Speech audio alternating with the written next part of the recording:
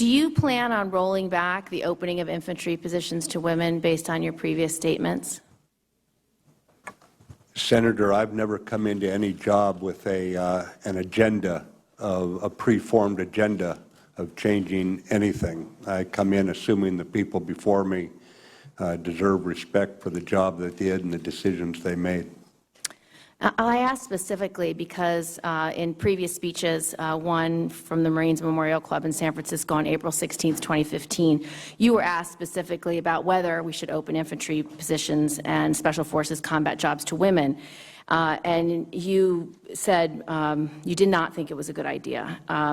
You said when you mix, you know, that when you mix eros, when you mix affection for one another, that could be manifested sexually. I don't care if you go anywhere in history, you will not find where this has worked. Never has it worked. And then in a previous speech on April 23, 2014, you said the idea of putting women in there is not setting them up for success. Could we find a woman who could run fast enough? Of course we could. Could we find a few who could do the pull-ups? Of course we could. That's not the point. That's not the point at all. It's whether or not you want to mix eros. And so in both of these question and answer sessions, you said you do not think you could do it. Have you changed your view on this issue?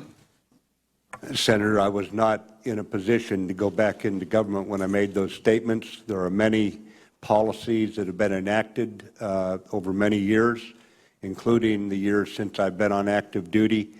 I'm coming in with the understanding that I lead the Department of Defense.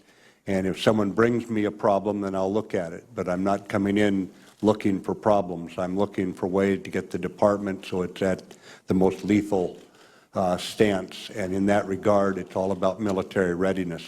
I'm looking for military readiness and what we can do in that regard.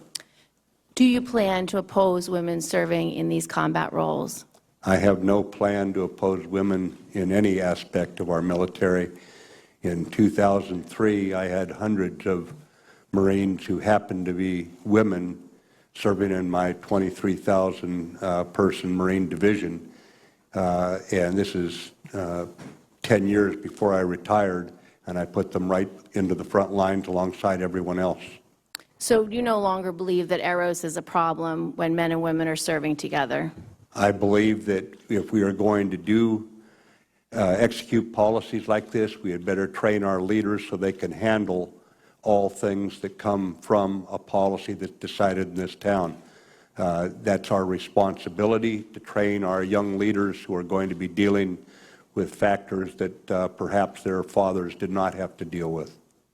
In your book, Warriors and Citizens, and the interviews that you did afterwards, you were talking about the disconnect between civilians and the civilian elite's view of the military and the military's view of itself.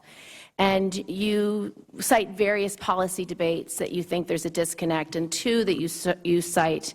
You said in recent policy debates, such as those about allowing homosexuals to serve openly, retaining a residual force in Iraq and Afghanistan, cutting military spending, assigning women to combat units, and other items. You believe that the American public is not nearly as concerned as it should be that the changes to military policies are accruing risk to our forces.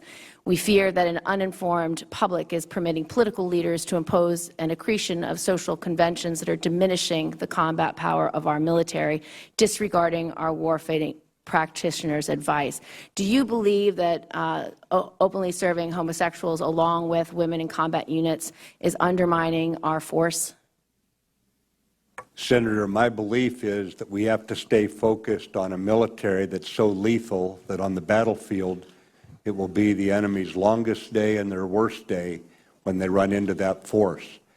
I believe that military service is a touchstone for patriots of whatever stripe. I mean, it's simply the way that they demonstrate their commitment. And I believe that right now the policies that are in effect, unless a service chief brings something to me where there's a problem that's been proven, then I'm not going in with an idea that I'm going to review these and right away start rolling something back.